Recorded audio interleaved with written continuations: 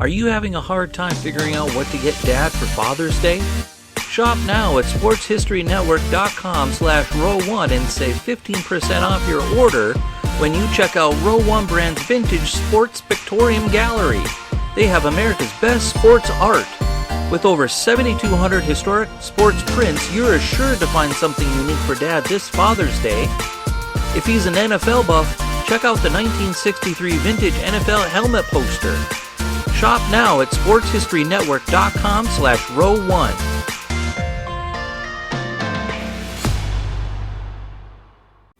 This podcast is part of the Sports History Network, your headquarters for the yesteryear of your favorite sport. You can learn more at sportshistorynetwork.com. Hello, sports fans, and welcome to another edition of Yesterday's Sports on the Sports History Network. Roughly 20 years ago, while browsing the Pro Football Hall of Fame website, I noticed they had a section where you could ask some of the inductees a question. There wasn't a guarantee they would answer your question, since other fans were also asking, but I figured it was worth a try. To my surprise, I received a response from several of them. I don't know if they still have this feature on the website, but either way, it's a great website to go to if you want to learn more about football history. So the link for anyone interested in that is simply www.profootballhalloffame.com. So here are the inductees that I heard back from.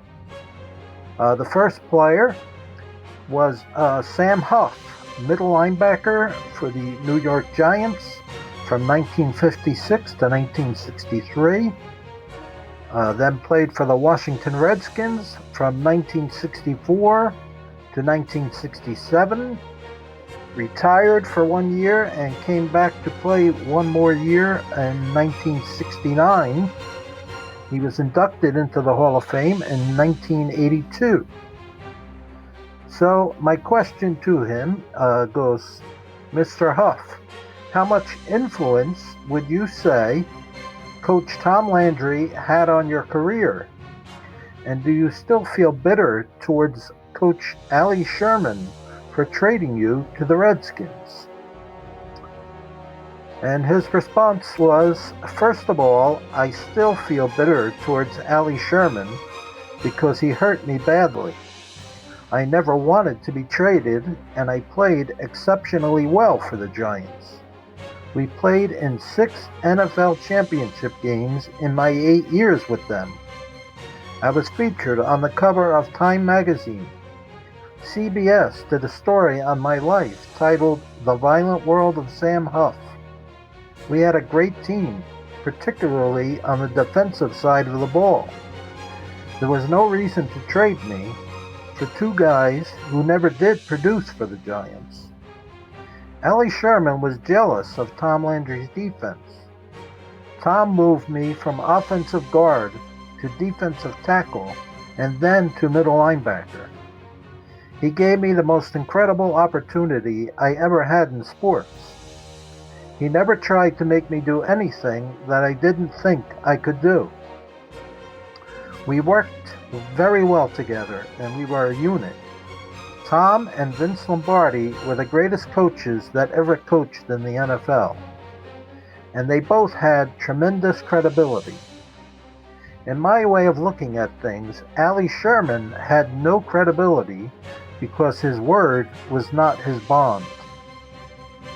Okay, the second player that I asked a question to was Jack Youngblood, defensive end for the Los Angeles Rams from 1971 to 1984, and he was inducted into the Hall of Fame in 2001.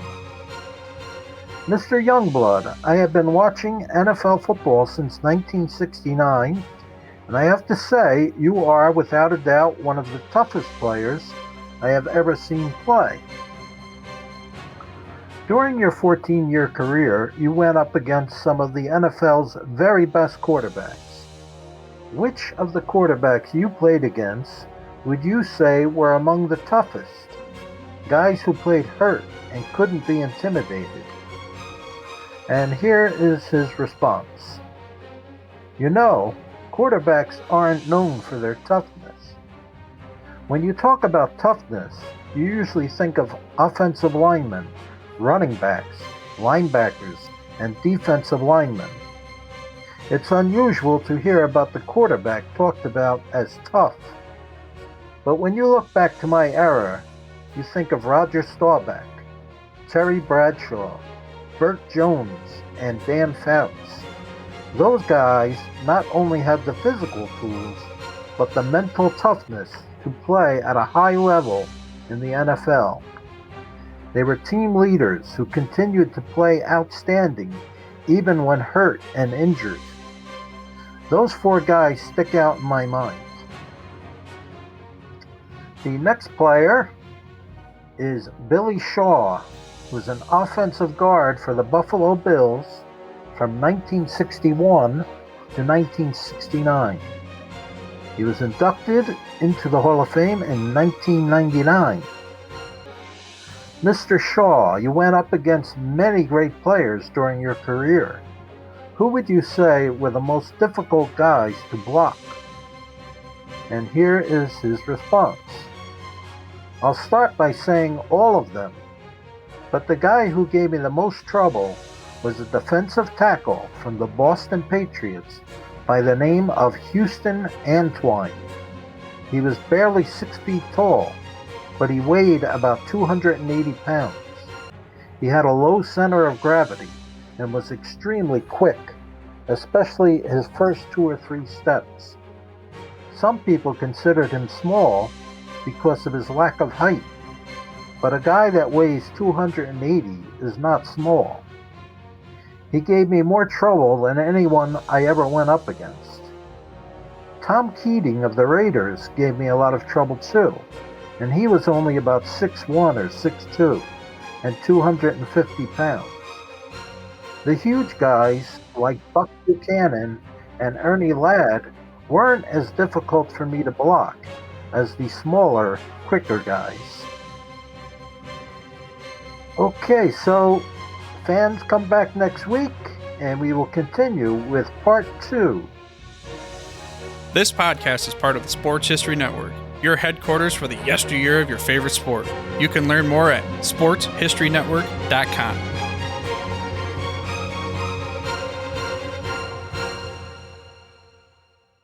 We here at the Sports History Network proudly partner with 26 podcasts, all revolving around the history of sports. But did you know that many of our hosts were sports history authors way before they started their shows? It's true. We've got Joe Ziemba, host of When Football Was Football, Joe Zagurski, host of Pro Football in the 1970s, Mark Morthier, host of Yesterday's Sports, Tommy Phillips, host of Lombardi Memories, and Scott Adamson, co-host of From the 55-Yard Line.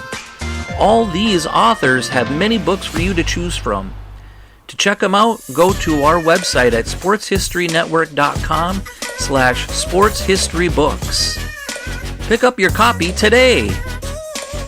Soundtrack provided by Kevin MacLeod of filmmusic.io.